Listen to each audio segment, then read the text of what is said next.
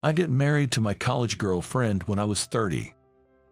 Working in the planning department at the headquarters of a luxury confectionery manufacturer, I had a decent income, and my wife became a homemaker after our marriage. We were living a comfortable life, and our relationship was good. I thought we would continue to have happy days like these. But life doesn't always go so smoothly. 5 years into our marriage, I was suddenly transferred from the planning department to sales at a store. I was unfairly blamed for a mistake due to my boss's selfish jealousy. I think I was good at my job. Clients would say, "Your plans are always a step ahead, aren't they?" I was sometimes praised. But my immediate boss, Scott, didn't think highly of me. We often had disagreements and arguments at work. One day, Scott called me in unexpectedly to report. "What? Assigned to a store and losing my position. This is sudden and problematic. Is this because of the recent ordering mistake? But that was per your instructions, Scott. I didn't make that mistake, right?" I confronted my boss, but Scott just sneered. "It's a decision from above. Nothing can be done. When it rains, it pours." While I was still shocked by the sudden job change, another devastating event occurred. I left work early that day, thinking about how to break the news to my wife. With the demotion, my salary would decrease. I wondered what my wife would say. But I thought she would understand. And she would say, "I'll do my best." With these thoughts, I returned home. As I eagerly opened the front door, my wife was nowhere to be seen. The kitchen showed signs of an interrupted dinner preparation. Maybe she noticed something missing and went out to buy it. While sitting on the sofa, her cell phone rang on the table. She must have hurried out and forgotten it. Glancing at the screen, I saw the sinner's name. And it was followed by a heart emoji and then another heart. A bad feeling hit me, and I grabbed the phone. Opening the new message, I found emails between my wife and another man. "Thanks for inviting me to dinner today. I was happy to see you. I love you." What is this? The following messages took my breath away. My wife was having an affair.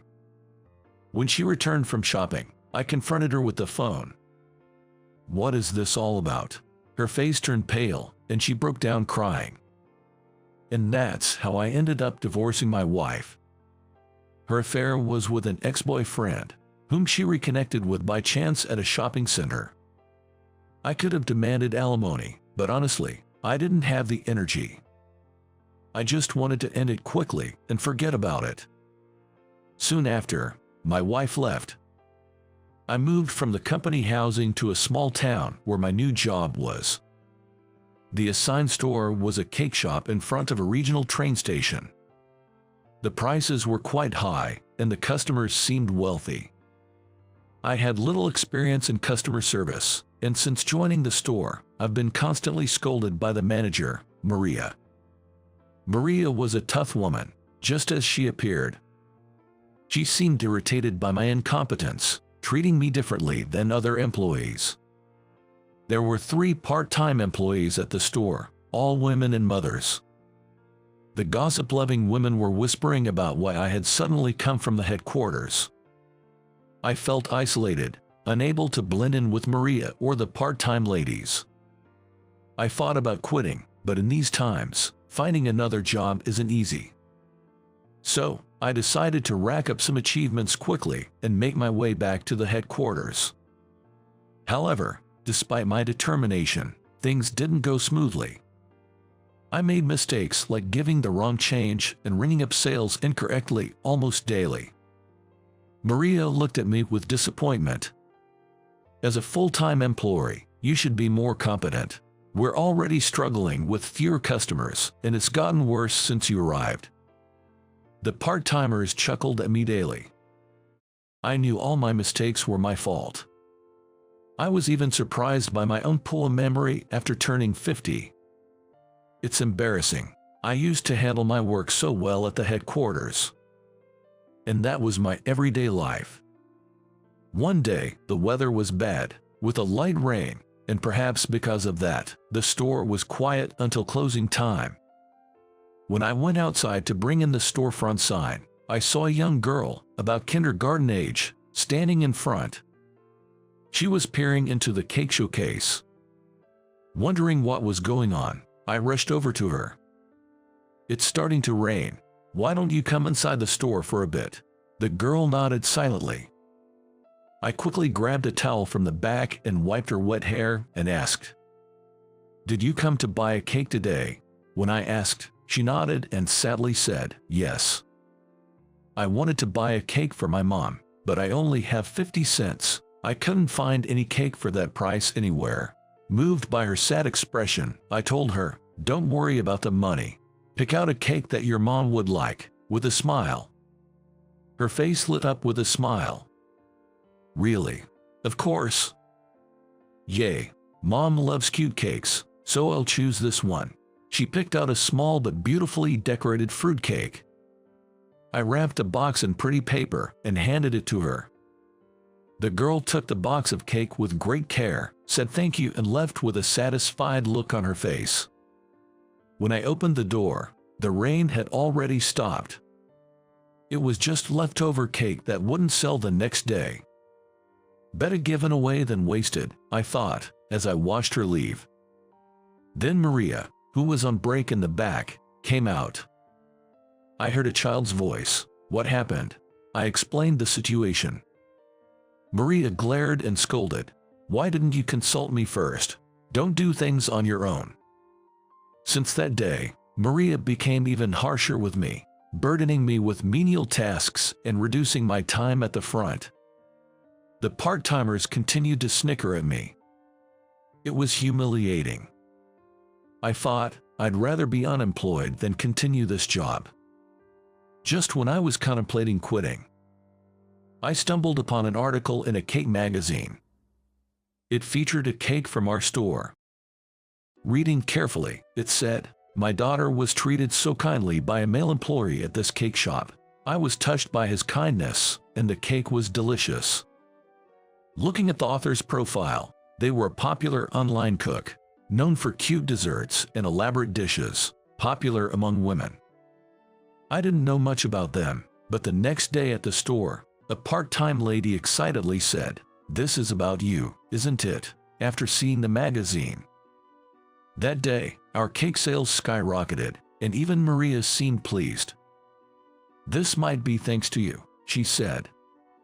Despite thinking it was a blatant turnaround, I was genuinely happy that the cakes sold well. Then, a few days later, that little girl and her mother visited the store. "My name is Elizabeth.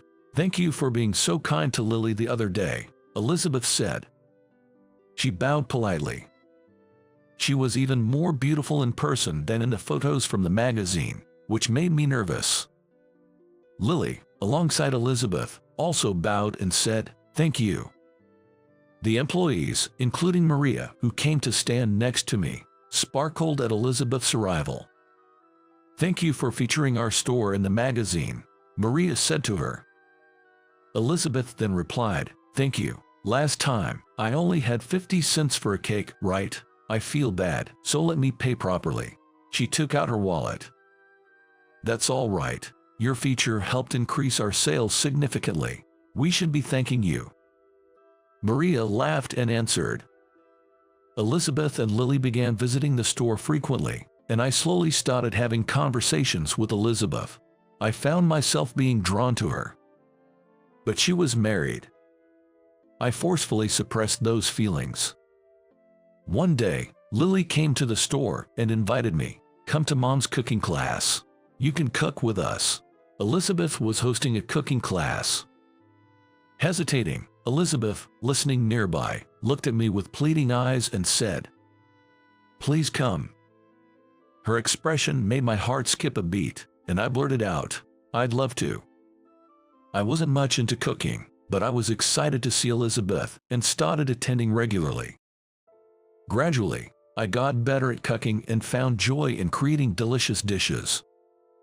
Every time I finished cooking and ate with relish, Elizabeth would smile at me warmly. After about 6 months of these days, Elizabeth suddenly invited me out for coffee. I thought it would be a cafe or something, but it turned out to be a trendy high-end restaurant popular online. "I'm sorry for calling you out so suddenly," Elizabeth said with an apologetic look. "No problem.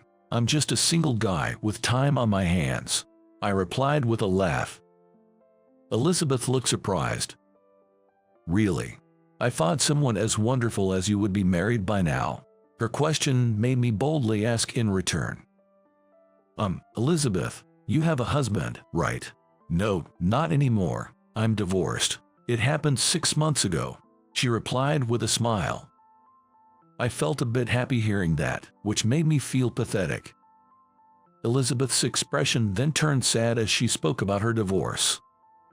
"It's embarrassing, but my husband cheated on me with one of my friends. I trusted her, so it was a huge shock. Her ex-husband seemed unremorseful, paid her alimony, and left triumphantly." She shared how Lily, wanting to cheer her up, decided to buy a cake from our shop. At a time when Elizabeth was losing faith in people, hearing about the kindness at the cake shop made her want to meet me. "I see. Actually, I also got divorced because of my ex-wife's affair. The day I found out was the same day I got demoted at work. I thought it was the worst day of my life," I shared, smiling wryly. "Well, what a coincidence." Elizabeth seemed surprised by my story. Then she continued, "I wanted to talk about that today, but there's something more important." She looked down as she spoke. Before she could continue, I blurted out, "Would you like to start dating, even as friends?" Elizabeth looked up and said shyly, "I'd be happy to, and not just as friends." I confessed my feelings to her. "Then, let's date officially." Elizabeth smiled at me with a childlike, adorable smile and slowly nodded. And so, we became a couple. Now, every day is incredibly joyful. I've gotten completely used to the job at the store, and ever since Elizabeth introduced me, the number of customers has steadily increased. The store's sales have soared, and after a while, I was reassigned to the headquarters. Returning to the headquarters after a long time, I found out that Scott, who had demoted me, was no longer there. Apparently, he made a big mistake and was fired. Elizabeth was thrilled about my promotion. Recently, Lily has started asking if she can call me Dad. I'm planning to propose to Elizabeth on her birthday next month. Currently, our daily routine is searching for a house to live in together as a family of 3. We've both been through a lot in our past, but that makes us want to create even more happiness in the future. I want to protect them for the rest of my life. That's what I'm thinking.